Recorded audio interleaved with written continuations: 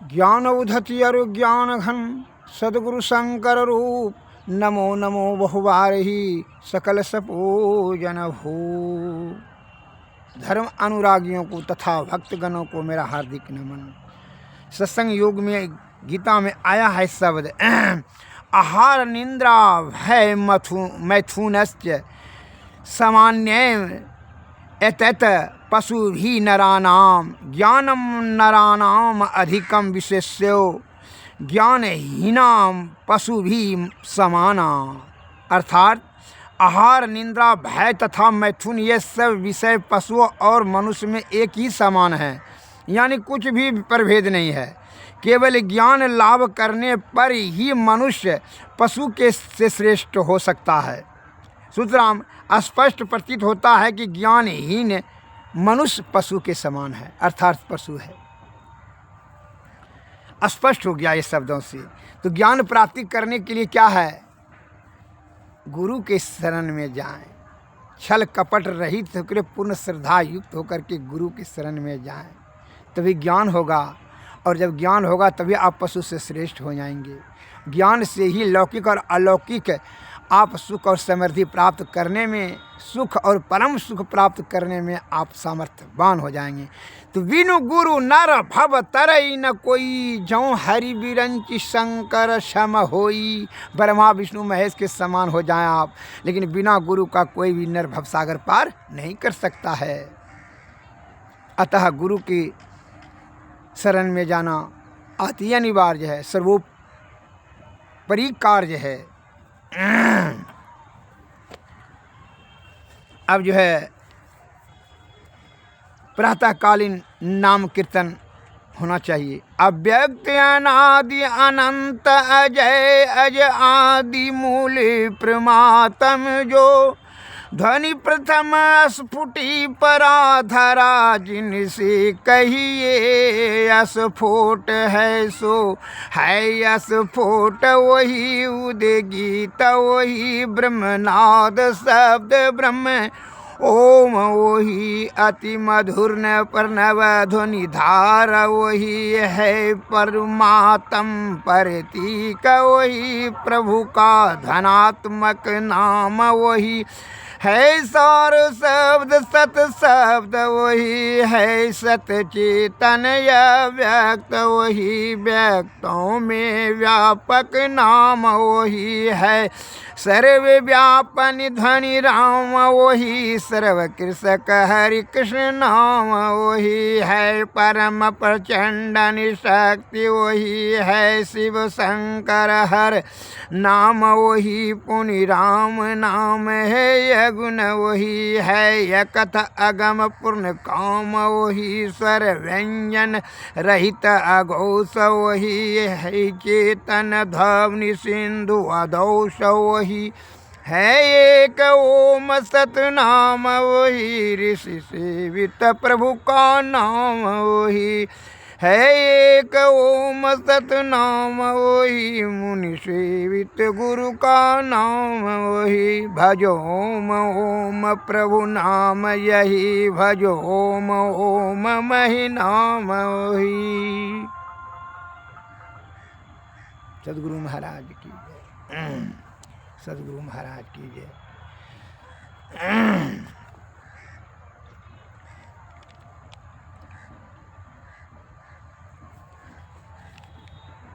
एक मैं आपको बता रहा हूँ आदमी का मूल्यांकन। इससे क्या होता है कि अभी अक्सर जो है यह देखा जाता है कि आडंबर और पाखंड को यदि ज़्यादा श्रेष्ठता देता है आदमी, जिसके कारण से मूल ज्ञान से दूर होता है, उलूल जुलूल ज्ञान मस्तिष्क में जमा हो जाता है। जॉर्ज, मैं एक लघु कथा से आपको बताना चाहता हूँ। जॉर्ज बर्नार्ड शॉ एक दिन जो है उसकी बहन ने उसको आमंत्रित करके बुलाया कि आप जो है आज जो है भोज दे रहे हैं, आप चले आइए हमारे यहाँ। बहुत सब जो है, बहुत से शिष्ट सज्जन सब आए हैं, विद्वान जन बुद्धिजन आए हैं, आप भी चले आइए। तो उसने, वो काम में बहुत व्यस्त थे, लेकिन उसने कहा कि नहीं ना, उसकी बहन नहीं मानेगी ना, आना ही पड़ेगा। तो जोर दिया तो चले आए। कुछ समय निकाल करके वह वही कपड़ा में चले आए, साधारण कपड़े में। उसकी बहन ने वह कपड़ा में साधारण पोशाक में देख करके जो है क्षुब्ध हो उठी और उन्होंने अपने भाई सौ से, कहते हैं जाट बर्नांड सौ से, कि आप ऐसे कपड़े पहनकर क्यों आए हैं? सौ ने कहा, मुझे कपड़े बदलने का समय नहीं मिला, आपके यहाँ ठीक वक्त पर जो पहुँचना था। महिला ने बोली, उसकी बहन बोली, नहीं नहीं, आप मोटर लेकर जाइए और कपड़े बदल कर आइए। तो विवश होकर करके सौ जो है गाड़ी लेकर गए और अच्छे कपड़ा पहन करके आए, जिसमें कि पार्टी के सब लोग चकित रह गए। उन्होंने खाना लिया और कपड़ों पर पोंछने लगा। खाना जब दिया उनको खाने के लिए तो वह कपड़ा पर पोंछने लगा। तो सब आदमी जो है चकित रह गए कि पार्टी में जितना भी सज्जन आए थे चकित रह गए, ये क्या कर रहे हैं? लोगों ने कहा, सौ साहब यह क्या कर रहे हैं आप? सौ गंभीर होकर बोले, मैं वही कर रहा हूँ जो मुझे करना चाहिए। आज का खाना इसी कपड़ों के बदौलत मुझे प्राप्त हुई है, इसीलिए यह कपड़ा पर मैं यह भोजन रगड़ रहा हूँ, मल रहा हूँ। उनके यह कहते ही पार्टी में सन्नाटा छा गया। मारे लज्जा के से जो है निमंत्रण देने वाली बहन का सिर झुक गया। उन्होंने समझ लिया कि व्यक्ति का मूल्यांकन उसकी प्रतिभा से होता है, कपड़ों से नहीं।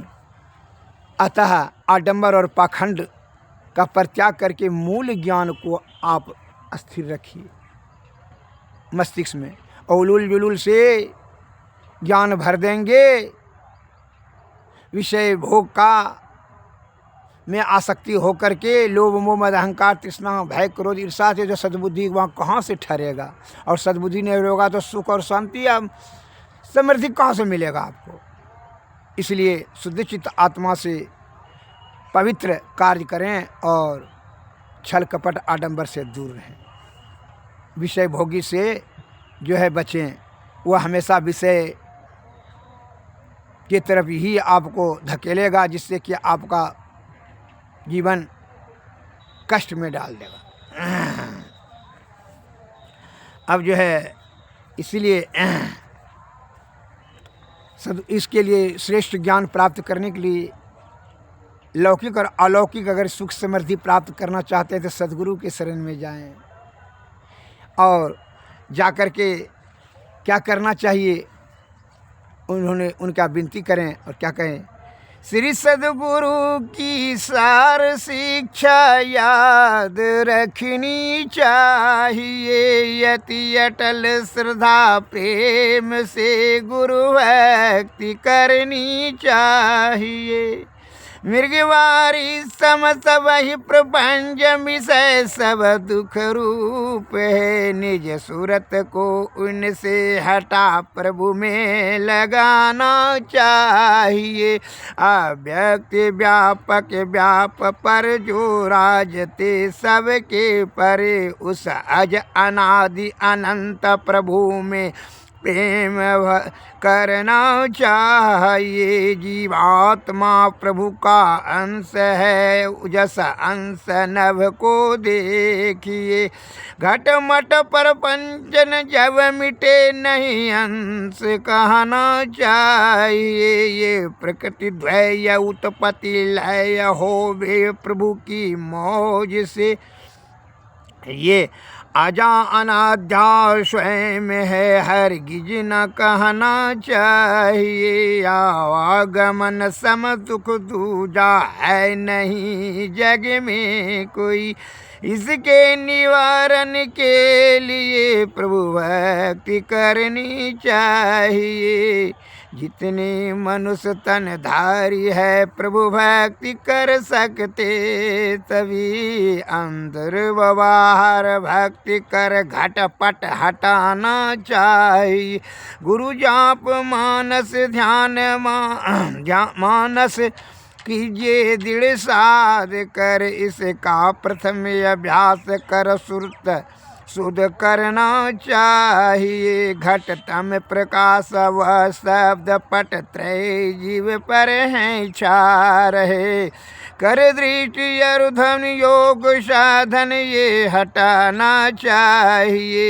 इनके हटे माया हटेगी, प्रभु से होगी एकता, फिर द्वैता नहीं कुछ रहेगी। अस मनन दृढ़ चाहिए। पाखंड अरु अहंकार तज निष्कपट अरु दीन हो। सब कुछ समर्पण कर गुरु की सेव करनी चाहिए। सत्संग नित अरु ध्यान नित रहिए, करत संलग्न हो। बेविचार चोरी नशा हिंसा झूठ तजना चाहिए। सब संत मत सिद्धांत ये सब संत दृढ़ है कर दिए। इन अमल थिर सिद्धांत को दृढ़ याद रखना चाहिए। यह सार है सिद्धांत सबका सतपुरुष गुरु की सेवना महीना हो कुछ, यही बिना गुरु सेव करनी चाहिए। श्री सद्गुरु की सार शिक्षा याद रखनी चाहिए। अति अटल श्रद्धा प्रेम से गुरु भक्ति करनी चाहिए। सद्गुरु महाराज की जय, सद्गुरु महाराज की जय। अतः दृढ़ संकल्प से निष्कपट निश्चल शुद्धिचित आत्मा और पूर्ण आस्था और श्रद्धा युक्त होकर करके पूर्ण विश्वास के साथ गुरु के शरण में जाएं। उनकी कृपा अवश्य होगी और उनकी कृपा से ही आपको युक्ति मिलेगा। युक्ति से भक्ति, भक्ति से तब मुक्ति मिलेगा। अर्थात यह जीव आत्मा को 84 लाख जीवों में जो अनादिकाल से परिभ्रमण करते है, नाना प्रकार के दुख सहना पड़ता है, इससे मुक्ति प्राप्त करने के लिए दूसरा कोई विकल्प नहीं है। जीवात्मा परब्रह्म में मिल जाएगा तब फिर जो है यह सभी दुखों से इसकी निवृत्ति हो जाएगी। आप क्षणभंगुर सुख प्राप्त करने में, आनंद प्राप्त करने में, जो कि अंत में दुखदायी है, उसी में आप लिप्त हो जाते हैं। जैसे बंदर कैसे फंसता है, जो है मदारी ने उसको जो है वृक्ष के निकट खदा खान करके घड़ा उसमें गाड़ देता है बढ़िया से, और उसमें बंदरवा को दिखा करके सेब उसमें रख देता है, खाने वाली वस्तु उसमें रख देता है। और जैसे बंदरवा चला जाता है मदारी, और उसमें जैसे हाथ दे करके वह खींचता है तो मुट्ठी बना जाता है। गला घड़ा का जो मुँह सकरा होता है, मुट्ठी बन जाता है तो उसका बड़ा हो जाता है, तो निकलता नहीं, खेंक फूंक करते रहता है। लेकिन उसको ये बात का ज्ञान ही नहीं रहता है कि यह जो है इसको जो है छोड़ दे, सेब को छोड़ दें तो जो है हमारा हाथ निकल जाएगा। लेकिन वह उसको इस बात का ज्ञान ही नहीं होता है। और तब मदारी आता है, उसको पकड़ कर करके दिन जो है रस्सी में बांध कर करके छड़ी के इशारे पर वो नचाते रहता है। इसलिए कहता है सबको नचावत राम गोसाही, नाचत नर मरकट की ताही। मरकट बनता बंदर, सबको ईश्वर नचा रहे हैं, वो मायापति है। आपको जो है बंदरों के समान नचा रहे 20 रुपये छड़ी से। देखिए कैसे नाच रहे हैं। सुरा सुंदरी कामनी और कंचन के फेर में दाय दुश्मन नाना प्रकार के जो है फेर में आपको रहा देता है, और वह अपने तक नहीं पहुंच सकता है। आपको स्वतंत्रता चाहिए, अर्थात परम आनंद की प्राप्ति करने के लिए क्या है, विषय का परित्याग करना होगा। जैसे बंदरवा अगर यदि वह सेब को छोड़ देता तो फिर उसका मुक्त हो जाता।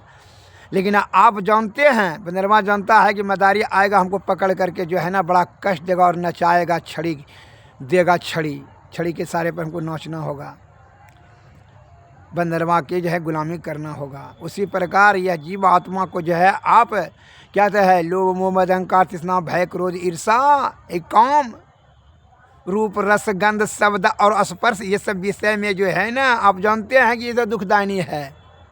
फिर भी जो है ना आप बंदरवा के भांति ज्ञान विहीन होने के कारण से त्याग शक्ति नहीं है।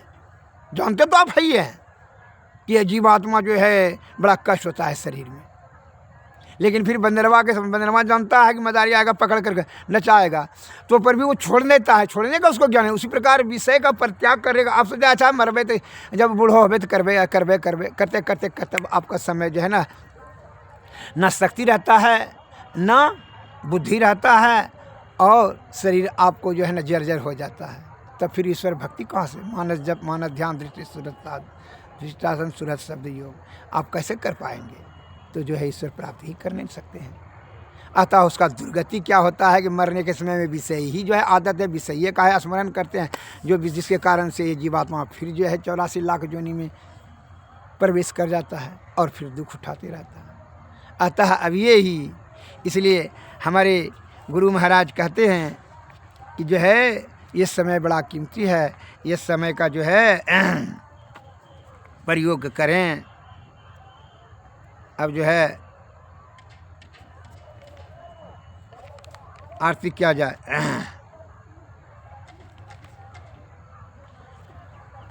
आरती तन मंदिर में कीजे, दृष्टि जुगल कर सन्मुख दीजे। चमक बिंदु सूक्ष्म यति उजल, ब्रह्म ज्योति अनुपम लख लीजे। जगमग जगमग रूप वरमंड, निरखी निरखी ज्योति तज दीजे। शब्द सुरतयाभ्यास सरल तर, करि करि सार शब्द गही लीजे।